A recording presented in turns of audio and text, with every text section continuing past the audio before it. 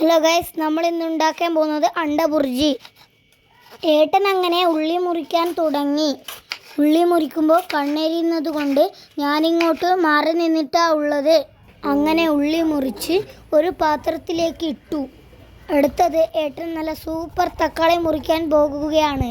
നല്ല അടിപൊളി ചുവന്ന തക്കാളി. ഒരു ഏട്ടനോട് തക്കാളി കഷ്ണം ചോദിച്ചു. ഗൈസ്, ഏട്ടൻ എനിക്ക് തന്നിട്ടുണ്ട്.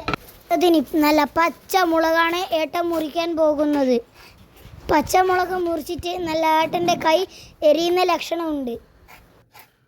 ഇഞ്ചി മുറിച്ച് കറിവേപ്പില എടുത്ത് വെച്ച് അങ്ങനെ എല്ലാം സെറ്റായി. അങ്ങനെ നമ്മൾ 4 മുട്ട എടുത്തിട്ടുണ്ട്. ഏട്ടൻ ഓരോന്നോരോന്നായിട്ട് പൊട്ടിച്ചുകൊണ്ടിരിക്കുകയാണ്. എല്ലാ ഏട്ടൻ ഇങ്ങനെ പൊട്ടിക്കാൻ പണ്ടേ താല്പര്യമാണ്. അങ്ങനെ മുട്ട നന്നായിട്ട് മിക്സ് ചെയ്യുകയാണ്.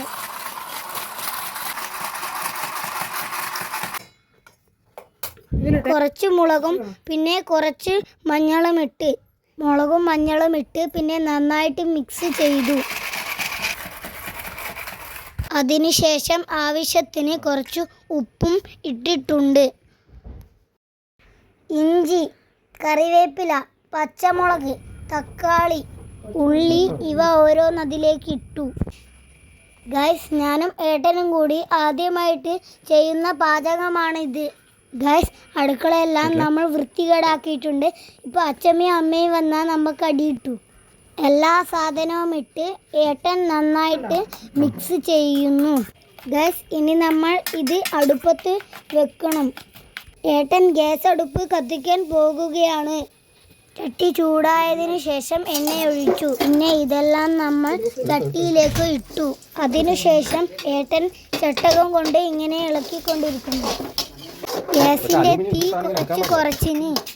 ഏട്ടനോടൊന്ന് ഞാൻ ഇളക്കാൻ ചോദിച്ചപ്പോൾ ഏട്ടൻ തരുന്നില്ല. ഏട്ടന് വലിയ ഷോ ആണ്. അങ്ങനെ നമ്മുടെ അണ്ടബുർജി റെഡിയായി വരുന്നുണ്ട്. അങ്ങനെ നമ്മളിത് അച്ഛൻ്റെ യൂട്യൂബ് ചാനലിൽ ഇടുന്നുണ്ട്. നിങ്ങളെല്ലാവരും കാണില്ലേ, ലൈക്ക് ചെയ്യില്ലേ, സബ്സ്ക്രൈബ് ചെയ്യില്ലേ? ഗൈസ്, എല്ലാവരും വേഗം ലൈക്കും സബ്സ്ക്രൈബും ചെയ്തോളൂ. പിന്നെ കുറച്ച് കമൻസും. അങ്ങനെ അണ്ടബുർജി നമ്മൾ ഒരു പാത്രത്തിലേക്ക് ഇട്ട് വെച്ചു. ഹലോ ഗൈസ്, ഞാനും ഏട്ടനും ടേസ്റ്റ് നോക്കി. നല്ല അടിപൊളിയായിരുന്നു ഗൈസ്. നല്ല സൂപ്പറായിരുന്നു. 1-ാം ദിവസം.